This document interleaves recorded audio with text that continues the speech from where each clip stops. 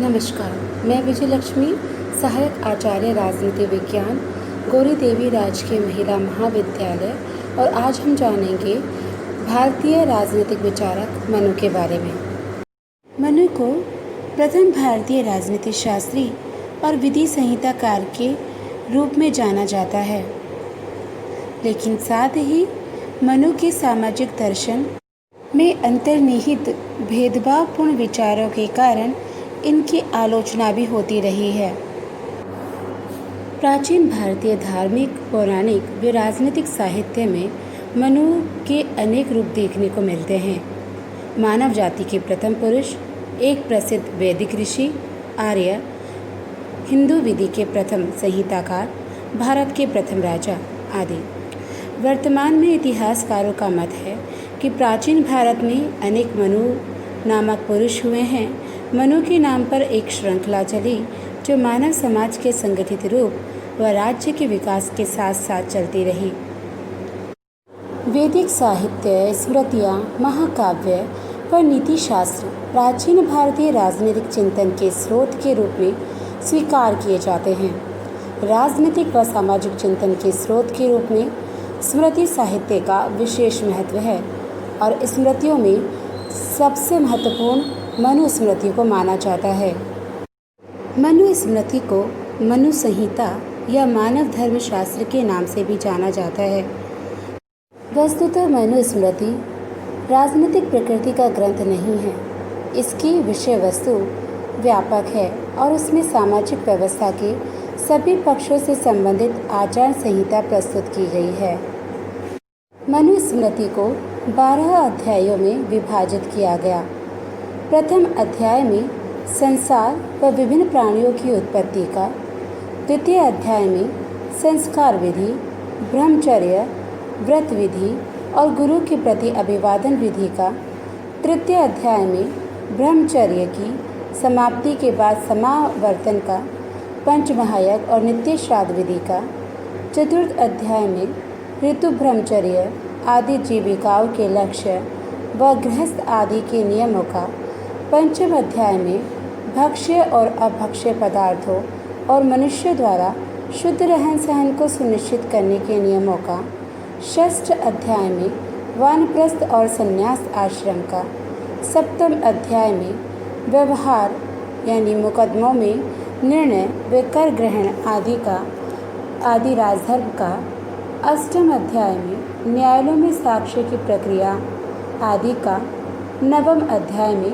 वैवाहिक अनुष्ठानों से संबंधित विधि, संपत्ति का विभाजन, अपराधों का निवारण तथा वैश्य व शूद्र के अपने धर्म में अनुष्ठान का, दशम अध्याय में विभिन्न जातियों की उत्पत्ति और आपत्ति काल में मनुष्य के कर्तव्यों का, 11वें अध्याय में पापों की निवृत्ति की विधि का तथा अंतिम 12वें अध्याय में कर्मों के अनुसार मनुष्य की 3 उत्तम, मध्यम व अधम प्रकार की सांसारिक गतियों, आत्मज्ञान तथा मानवीय गुण दोषों, नैतिक मूल्यों आदि का विवेचन किया गया है। यदि हम मनु स्मृति में वर्णित विषय वस्तुओं का ध्यान से देखेंगे तो हम ये पाएंगे कि मनु स्मृति में मानव जीवन के समस्त पक्षों के सार्थक और उद्देश्यपूर्ण नियमन के लिए आचार संहिता को प्रस्तुत किया गया है। मनु के राज्य की उत्पत्ति का सिद्धांत। मनु स्मृति के अंतर्गत राज्य की उत्पत्ति के संबंध में जो विवरण मिलता है उससे यह स्पष्ट होता है कि मनु राज्य की दैवीय उत्पत्ति के सिद्धांत का प्रतिपादन करता है। मनु के अनुसार पहले न कोई राजा था न ही राज्य। चारों ओर हिंसा और अराजकता फैली हुई थी। व्यक्ति बहुत परेशान था तथा ऐसी स्थिति में उन्होंने ईश्वर से प्रार्थना की और ईश्वर ने राजा की सृष्टि की। यहाँ मनु राज्य की उत्पत्ति के स्थान पर राजा की उत्पत्ति का उल्लेख करते हैं।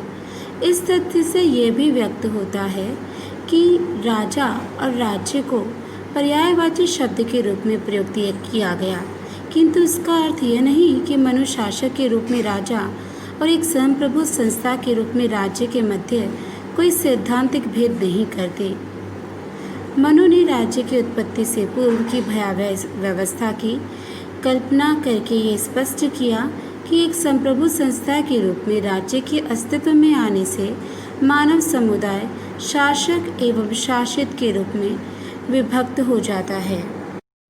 शासक की दैवीय उत्पत्ति का संकेत देते हुए मनु का मत है कि ईश्वर ने इंद्र, वायु, यम, सूर्य, अग्नि, वरुण, चंद्रमा और कुबेर का सारभूत नित्य अंश लेकर राजा की सृष्टि की। और मनु का कथन है कि समस्त देवों के नित्य अंश होने के कारण राजा सभी जीवों को अपने तेज से अभिभूत करता है। मनु के अनुसार राजा पृथ्वी पर ईश्वर का प्रतिनिधित्व है और उसे मनुष्य द्वारा चुनौती नहीं दी जा सकती। किसी भी व्यक्ति द्वारा राज्य की शक्ति का अतिक्रमण नहीं करना चाहिए, क्योंकि इसके गंभीर दुष्परिणाम उसे भुगतने पड़ सकते हैं। मनु इस संबंध में चेतावनी देते हैं कि अग्नि असावधानी से उसे स्पर्श करने वाले व्यक्ति को ही जलाती है, किंतु राजाग्नि चिर संचित धन संपदा सहित समस्त कुल का नाश कर देती है। मनु के अनुसार साधारण मनुष्य मानकर भी राजा के पद पर प्रतिष्ठित बालक का कोई व्यक्ति अपमान न करे, क्योंकि यह वस्तुतः मनुष्य के रूप में स्थित दैवीय शक्ति का ही प्रतिनिधि है। मनु स्मृति में राजा के दिव्य गुणों के विचार को राजा के अधिकारों या शक्ति के रूप में नहीं, अपितु उसके दायित्वों के विभिन्न पक्षों के रूप में परिभाषित किया गया। मनु ने शासक के दिव्य गुणों को उसके दायित्वों के रूप में अभिव्यक्त करते हुए इन्हें दिव्य व्रतों की संज्ञा दी है और इन दायित्वों को राजा द्वारा अपने शासकीय आचरण में घटित करने की अपेक्षा की गई। मनु के अनुसार जैसे इंद्र वर्षा करता है, उसी प्रकार राजा को इंद्र व्रत का पालन करते हुए जनता पर समृद्धि और कल्याण की वर्षा करनी चाहिए। जिस प्रकार सूर्य 8 मासों में किरणों के जल का हरण करता है, किंतु बदले में वह समस्त संसार को तेज और प्रकाश से लाभान्वित करता है, उसी प्रकार राजा को सूर्य व्रत का पालन करते हुए प्रजा के कल्याण के दायित्वों की पूर्ति के लिए ही प्रजा से कर ग्रहण करना चाहिए। जिस प्रकार वायु सब जगह विचरण करती है, उसी प्रकार राजा को वायु व्रत का पालन करते हुए गुप्तचरों के माध्यम से सर्वत्र विचरण करना चाहिए।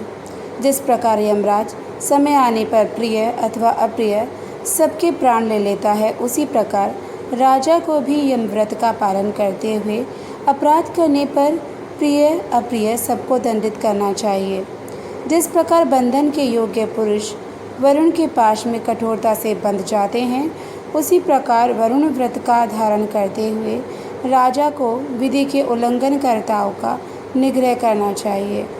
जिस प्रकार परिपूर्ण चंद्रमा को देखकर मनुष्य खुश होते हैं, प्रसन्न होते हैं, उसी प्रकार चंद्र व्रत को धारण करते हुए राजा को ऐसा व्यवहार करना चाहिए कि प्रजा एवं उसकी समस्त प्रकृतियाँ उसे देखकर हर्षित हो।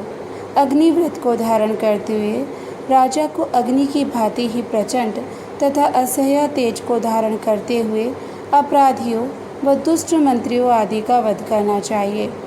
जिस प्रकार पृथ्वी सब प्राणियों को समान भाव से धारण करती है, उसी प्रकार से पृथ्वी व्रत का पालन करते हुए राजा को समस्त प्रजा का समान रूप से पालन करना चाहिए। इस तरह मनु ने राज्य की उत्पत्ति में देवी सिद्धांत को तो माना, परंतु उन्होंने राजा को न तो निरंकुश माना, न ही उसके देवी अधिकार स्वीकार किए।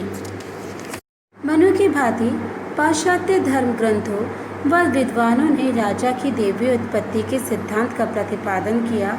दोनों ही सिद्धांत मूल रूप से इस तथ्य पर बल देते हैं कि आदिम काल में राजपद नहीं था, अतः समाज में अराजकता थी, जिसका अंत करने के लिए ईश्वर ने राजा की नियुक्ति की।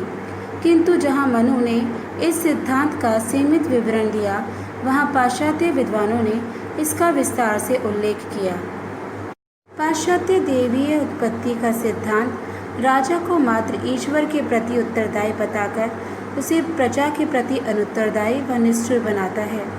मनु के दैवीय सिद्धांत ने मात्र राजा की उत्पत्ति को दैवीय माना।